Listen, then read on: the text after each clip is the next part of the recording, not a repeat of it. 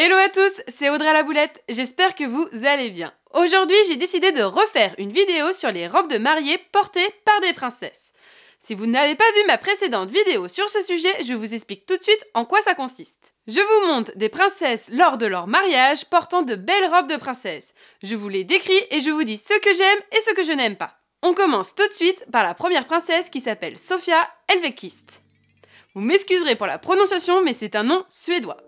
Avant de commencer, une petite présentation de Sofia. Elle s'est mariée le 13 juin 2015 à Stockholm avec le prince Carl Philipp. Elle n'appartient pas à l'aristocratie suédoise, elle a fait du mannequinat et de la télé-réalité. Passons tout de suite à sa robe de mariée. Elle a été conçue par une créatrice suédoise qui s'appelle Isa Sodjet. Enfin bon, je sais pas comment ça se prononce, mais je vous mets le nom juste en dessous. Pour moi, la robe est de forme trapèze. Ça veut dire qu'elle est légèrement évasée sur la jupe.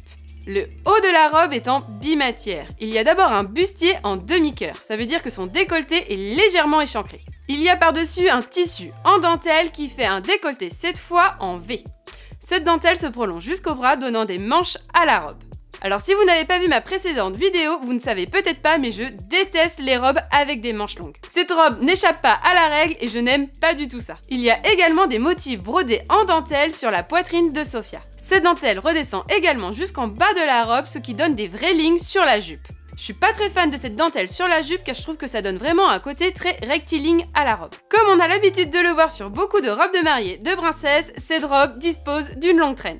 Sofia a fait le choix de porter également un voile qui retombe sur cette traîne.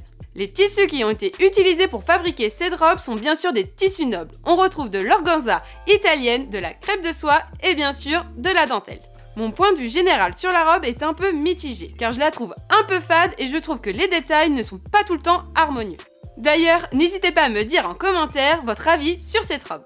Passons tout de suite à la deuxième princesse qui s'appelle Charlotte Wellesley.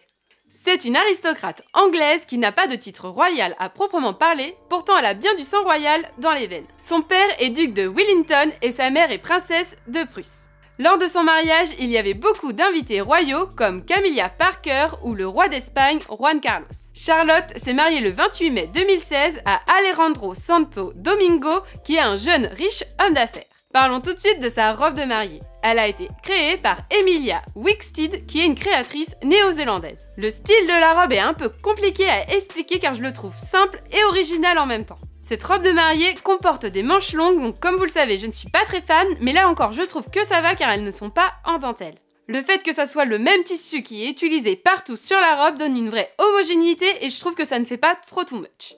Le haut de sa robe est composé également d'un beau décolleté bardeau. Donc on peut bien voir ainsi ses belles épaules. Ce décolleté fait également une sorte de col qui retombe sur la poitrine de Charlotte. Et à l'arrière de la robe, ce col se transforme également en cape. C'est vraiment ça qui donne l'originalité à la robe. Cette robe est donc composée d'une double traîne. Il y a d'abord la traîne de la jupe comme on a l'habitude de le voir sur toutes les robes de princesse, mais il y a également la traîne au niveau du col. Charlotte a également fait le choix de porter un voile avec sa robe. Alors j'aime beaucoup son voile car il est assez original, car il comporte des petits pois et il y en a encore beaucoup plus sur la fin de son voile. Je ne suis jamais trop fan des voiles car je ne trouve ça pas du tout moderne, mais en ajoutant ce petit détail, cela modernise vraiment l'utilisation du voile. La robe a une taille bien marquée, ce qui va très bien à la mariée qui a une taille de guêpe. L'autre originalité de la robe, c'est le tissu qui a été choisi. Je trouve que le tissu fait un peu épais et il y a quelques motifs dessus. En regardant de plus près le tissu, je comprends mieux pourquoi il n'y a pas de détails, car il y a déjà tous ces picots sur la robe.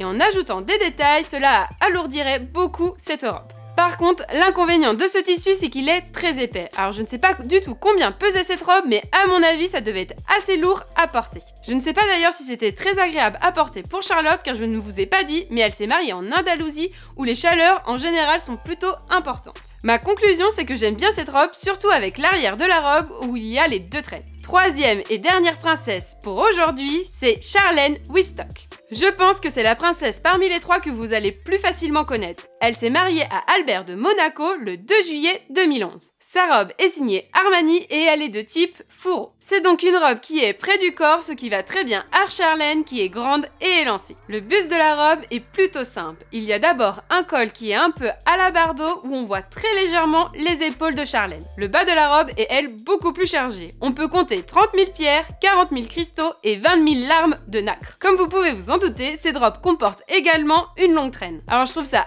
assez drôle car cette traîne est également double comme je vous l'ai présenté sur la robe de Charlotte juste avant. En plus des perles, le tissu qui a été choisi pour fabriquer cette robe est un beau tissu de soie qui rajoute encore de la brillance à la robe. Cette robe a presque 10 ans, mais je trouve qu'elle reste toujours à la mode. Cette robe a un côté très classique qui donne un vrai look intemporel à la robe. Alors je vous avoue que je ne suis pas très fan de ce type de robe. Elle est très élégante certes, mais je ne suis pas très fan du tissu qui a été choisi, car pour moi c'est du tissu qu'on utilise pour les nuisettes pour dormir. J'aime également les robes qui ont beaucoup de volume, donc les robes de type fourreau, c'est pas trop mon truc. Voilà pour aujourd'hui, j'espère que cette revue de 3 nouvelles robes de princesse vous a plu. N'hésitez pas à me dire en commentaire la robe que vous préférez parmi les 3 de cette nouvelle sélection. Je vous rappelle quand même que mon avis est subjectif et que les goûts et les couleurs sont différents pour tout le monde. N'hésitez pas, si ce n'est pas déjà fait, à vous abonner à ma chaîne et à cliquer sur la petite cloche pour être notifié de mes prochaines vidéos. Sur ce, je vous dis à bientôt. Isa Slodate. C'est une aristocrate anglaise. Oui, j'ai ma voix qui a dérayé. Et j'adore également les robes qui ont beaucoup de volume et les robes fourreau, ce n'est pas trop ma cam. Non, ma cam, comment on dit?